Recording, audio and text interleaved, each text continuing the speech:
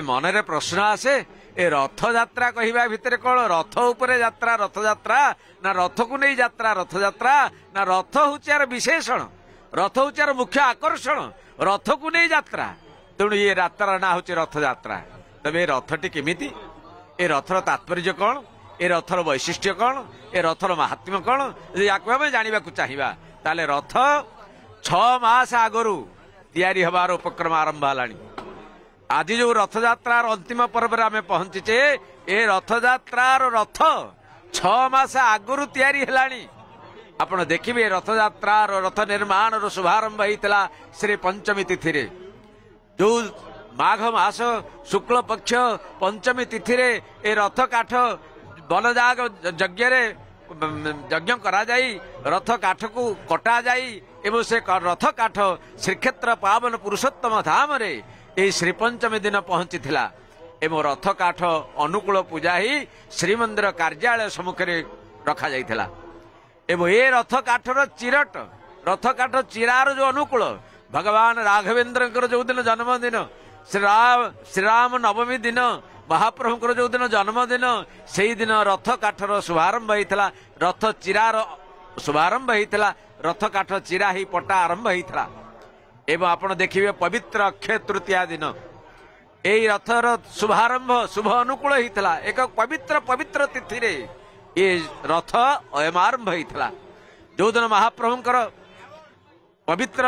चाप यात्रा आपण माने तीनोटी यात्रार मुख्य कथा कहती भगवान को तीनोटी यात्रा जो देखिए पुनर्जन्म हुए ना बोली जो कहा जाए दोलेशु दोल गोविंदम चापे तो मधुसूदनम यही चाप 21 दिन चापर जो अयमारंभ दिन श्री अक्षय तृतीया दिन ए रथ अनुकूल होता एवं यही रथ अनुकूल होगापी श्रीमंदिर पुरोहित एवं राजगुरु वैदिक ब्राह्मण मान द्वारा ए रथर शुभारंभ होता पूजा होता आज्ञामाल महाप्रभु देइथिले एवं श्री जगन्नाथ पाखर आज्ञामाल आसी श्री रथ काठरे रखा जाइथिला एवं रथ काठ आज्ञामाल पाई आपणकर समस्त विश्व भूई सेवक माने विश्वकर्मा महाराणा माने रूपकार माने समस्ते साड़ी बांधी एई दिन रथ आरंभ करथिले एवं तापरे देखिए नृसिंह चतुर्दशी भगवान श्री जगन्नाथ क्षेत्र नृसिंहकर महात्मा अनेक कारण जगन्नाथस्तु नृसिंह जगन्नाथ होउचंदी नृसिंह एवं श्री सप्तावरण आपण देखिए सिंहासन पर नृसिंह मूर्ति हिकर दर्शन देइथिले सेही नृसिंह चतुर्दशी अर्थात नृसिंह जन्मदिन भगवान राम जन्मदिन रथ चिरा हला एवं से नृसिंह जन्मदिन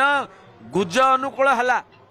एवं श्रीक्षेत्र जो दिन भौरी हला महाप्रभु जो दिन पंच पांडव को धरी श्री नरेंद्र पुष्करिणी रे चाप खेलर समाप्त कले सही दिन प्रत्येक रथर 2टी लेखाए चक डेरा हुई श्रीमंदिर आज्ञामाल आसी या पर लागी कराला महाप्रभुंकर आज्ञामाल प्रतिदिन प्रति मुहूर्त आसे प्रत्येक पूजा पर्व आसे आ महाप्रभुंकर आज्ञा न पाइले किछि हुए नहीं ठीक तेणु महाप्रभुंकर आज्ञा आस महाप्रभु प्रत्येक समय रे ए रथ तैयारी हैला के नहीं तार हिसाब नियंती आज कौन हैला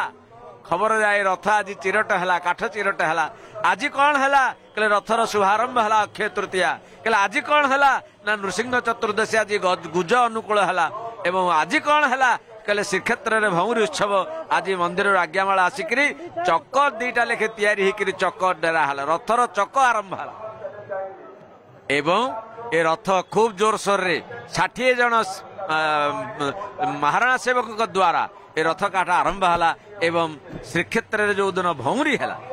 से दिन रथ चकडरा होता एवं देवस्नान पूर्णिमा जो दिन महाप्रभु निजे बाहर को आसिले एवं चाहिए निजे रत्न सिंहासन पर ओह्ले आसिले स्नान करने आसिले से दिन बड़ बड़ चका आखिरे चाहिए कहला मो रथ केते बाट गला कहले 4 नाहका डेरा अनुकूल ये सब रथर आज हूँ महाप्रभु 4 रथर 3 रथर 4 नाहका उठिला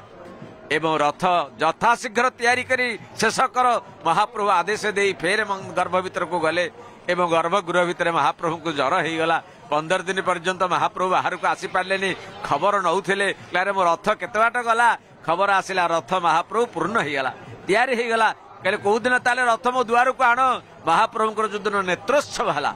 महाप्रभुंकर जो दिन नवजौवन दर्शन है महाप्रभु जो दिन पूर्ण सुस्थ हो गले खबर देले रथ शीघ्र आनी मो दुआरे लगाओ तेणु तीन रथ को आज्ञामाल गला एवं रथ खलारू सिंह द्वार को रथ तीनोटी आसिक पहुंचला एवं यही जो रथ ये रथ रे आप देखिए 1139 खंड रथ काठ लगी एवं तुम्ब पई पे फासी काठ दंडा और अख पे धौरा काठ गयल असन काठ अरमुंडी धौरा और असन मिसिकी विभिन्न किसमर गछ कटा ही रथ आरंभ है। तेणु ये यात्रा ना हूँ रथ यात्रा खाली रथ माने रथ निर्माण को रथ यात्रा नुह एतर आप देखिए 60 जन महाराणा 75 जन भोई सेवक 15 जन कमार 15 जन चित्रकार 8 जन दरजी एवं 15 जन रूपकार एमती हाराहारी 188 जन समस्त सेवक मिसिकी ए रथ को आपण देखिए अक्षय तृतीया ठारू आरंभ ही आपनकर नेत्रोत्सव दिन समाप्ति है।